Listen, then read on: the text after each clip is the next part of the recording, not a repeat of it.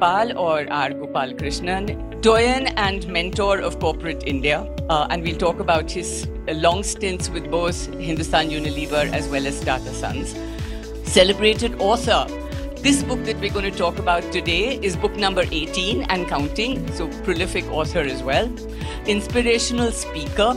But I think how he really likes to see himself is as a keen and astute observer of life and of human nature. And I think you're going to hear a lot of that as he speaks today. The book that we're talking about is called Inside the Boardroom. And I'm sure many of us wonder what happens behind those closed doors, right? I mean, most of us don't have access to this. You know, we're not privileged enough maybe to serve on boards in many cases. So there is a certain amount of curiosity there, I hope. But I was particularly intrigued by the subtitle, which says how behavior trumps rationality.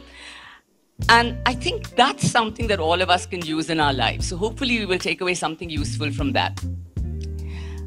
I have an important question to ask about the title of this, which I'm going to come to in a minute. But before that, talking about you as a prolific author, these days we find that so many people from corporates and business people are writing books. Have you observed that? And do you have any accounting for it? No, I think there are a lot of business people writing books, or many business people who have books written about. Okay, I'm not making a distinction between the two. In my observation, since my career is over 55 years, from the Prakash Tandons of the 60s, who wrote their book themselves about their journeys, you have come into three genres in this so-called business book writing. Business books sell very well, by the way. If you talk to publishers, they're always looking for new titles and new authors. The first genre is how I did it. And I'm not dismissing them, don't get me wrong.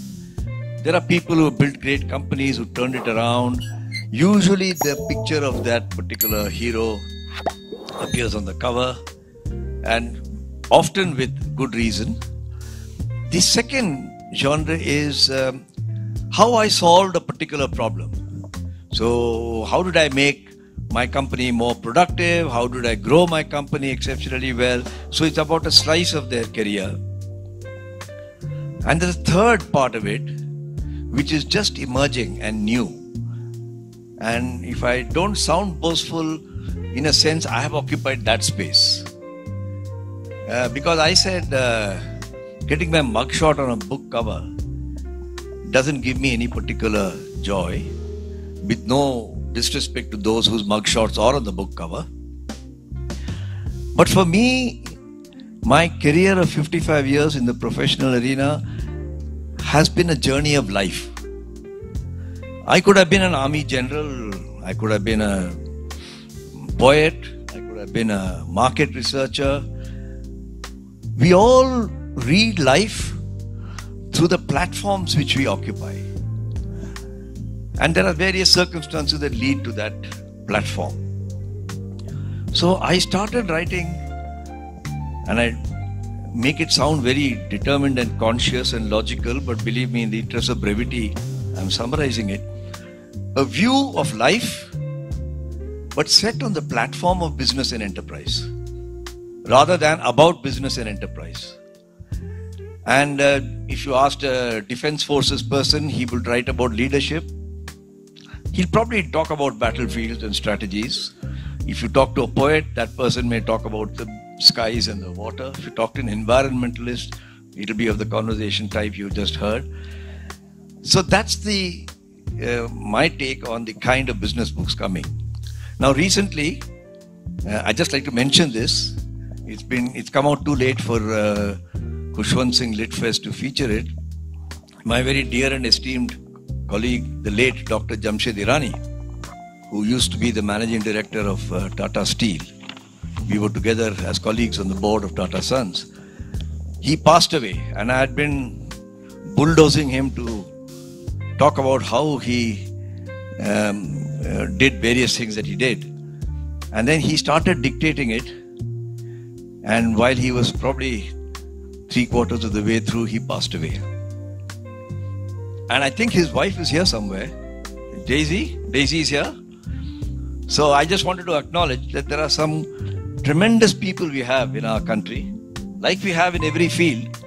And I just thought it would be appropriate to just celebrate that kind of person who, if I may say so, rebirthed Indian steel.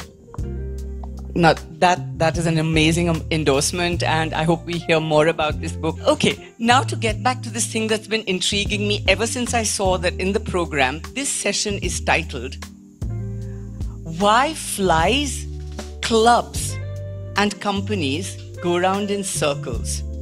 Nope, seems like they're stumped. So you tell us. Well, I can add to that list, but the title would have become too long. Flies, companies, music sabhas, political parties, national governments, all of them, parliaments, almost any collective form of human endeavor. But let me tell you where that title occurred to me. As I said, I write about life. And people think of me as a management writer. That's fine. But I think I see human behavior and life through the field of management. In Bombay, those of us who live in Bombay know that in the monsoon, around June, July till September, if you keep your windows open, you get flies coming in. And the sales of fly swatters increases for those 3 months. And I was, as a curious person, wondering why flies come in, and they always seem to go around in circles. Flies don't go straight to the point. They are not army generals, if you see what I mean. They don't know what to do. They don't know where to head. They just go around until they seem to alight on a pot of honey. I was then advised that if you want the flies to stop coming, I'm just making a little story because this is really what inspired me. They said, साहब, कहते हैं कि एक plastic bag लेके उसमें पानी भर देना और उसका गला में रबर बैंड लगा के आप विंडो पे लटका देना. So I said, now I'm an engineer, student of physics, IT. Why would a fly stop coming in if he saw one plastic bag? Luckily, my cook is not of Mensa Phi Beta Theta capacity. And he said, साहब बोलते हैं तो कोशिश तो करिए, आपको तो कुछ उसमें हर्ज नहीं है. So I did it. And the flies stopped coming. So if any of you have a problem with flies, here's an environmentally good solution, doffing my cap to the previous session. But then if the flies stopped coming, my cook said, मैं अगले बार जाऊंगा ना, मैं समस्तीपुर में मेरा गांव है, मैं यहाँ से 200 प्लास्टिक बैग खरीद के जाऊंगा. तो I said, क्यों? He said, गांव में किसी को इसका कुछ पता नहीं है. हम एक बैग यहाँ 5 रुपए में खरीदेंगे, वहां पे 50 रुपए में बेच देंगे, थोड़ा पैसा भी खर्चा का निकल जाएगा. I said, that's entrepreneurship. When I examined this subject from a scientific point of view, here's what I found. We human beings have 2 eyes, and these are called simple eyes. There's one eye here, one eye here. And they have the facility of moving up, down, left, right. So if I see a pot of honey there which I want, I can turn my head, I can move my eyes there, I just get up and go a straight line. Fly can't do that. Don't know if you're aware, but a fly has 4,000 eyes. 2,000 on this side and 2,000 on that side. And if you Google fly's eyes, which is a good pastime after the cricket match, you'll find pictures of these fly's eyes. They're very scary to look at.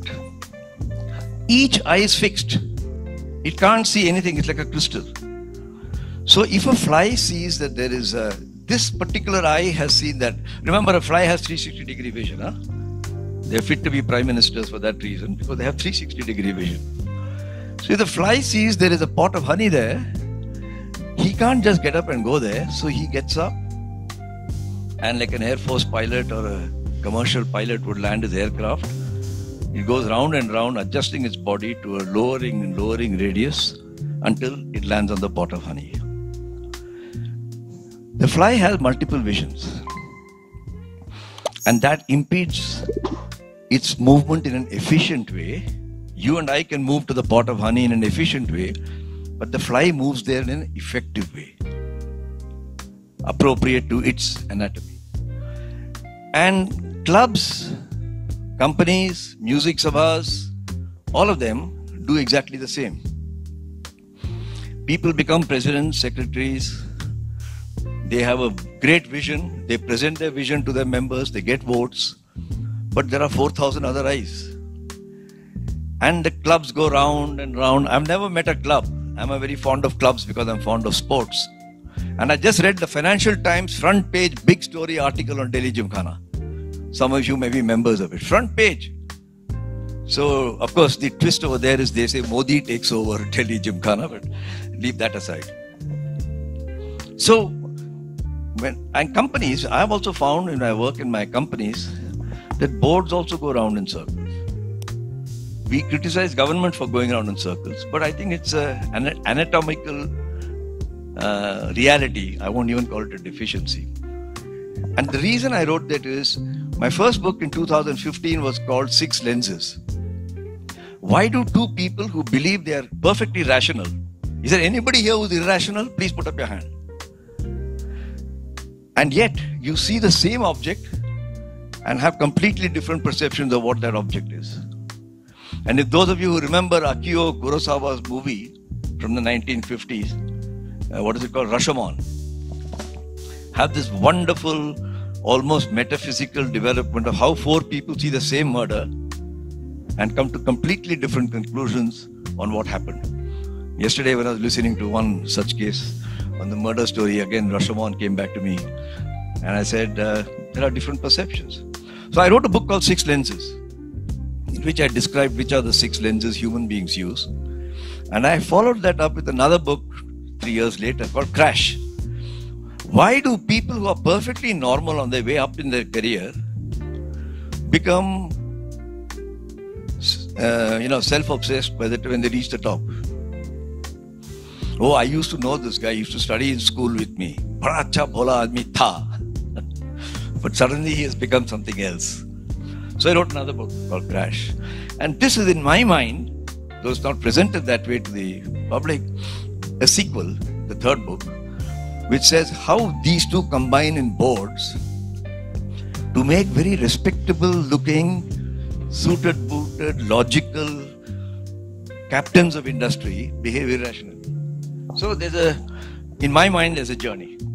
That's really interesting. And it also, in a way, tells you, I hope, that even though the title is kind of daunting, right? Inside boardrooms, how many of us, hope we will ever serve on a board? Probably not.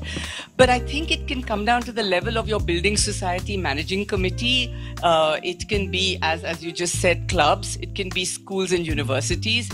It could also be national governance. The same principles and the same behaviors and attitudes and biases prevail in all of them. So I think there is a lot to be learned and a lot of wonderful stories. And because I come to LitFest really to hear stories that have been written, stories about how stories were written, and Gopal's a great storyteller, I'm going to sort of ask him to talk about a few of those stories and see what lessons we can learn that sort of, some of them are in the book. Fair enough? Should we do that? You've undertaken a very dangerous pathway because you tell an author who's written 220 pages to tell a few stories, he may take the whole hour. Okay. Stop me if I don't. I will do that. Thank you for the permission. So, you wanted me to say at least one story? No, I'm going to ask you first. Okay, go ahead. Okay. So, as I said, two big stints of Gopal's careers were Hindustan Unilever and then Tata Sons. So, I'm going to ask for a story from each of those places. I have a small overlap with Unilever, so I'm kind of particularly interested there. In 1988, I finished business school and I joined Lintas, the advertising agency. And for Lintas, Unilever was the single largest, most important client. And so we worked on many of their brands, one of which was Surf, the detergent. Right? And at that point in time, Surf was preeminent in the market.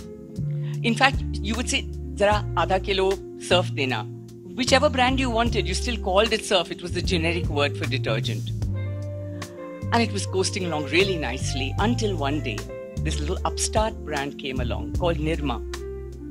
And and really gave Surf quite a challenge. Gopal, you were in Hindustan Lever at the time. I have a little bit of that advertising agency view of what happened, but I would love to know how a corporation like Hindustan Lever, how they made their own internal decision making to address a challenge like that.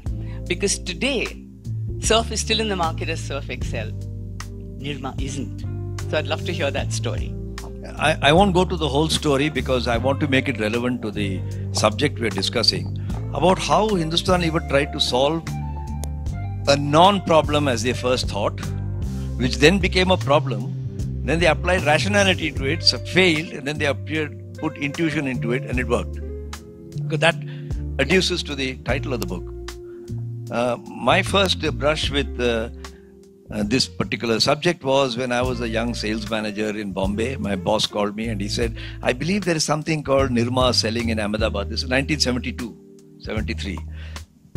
Will you go and do a study and come back? I did my study, I submitted my report, and I'm sure like me, many others would have submitted reports before or after.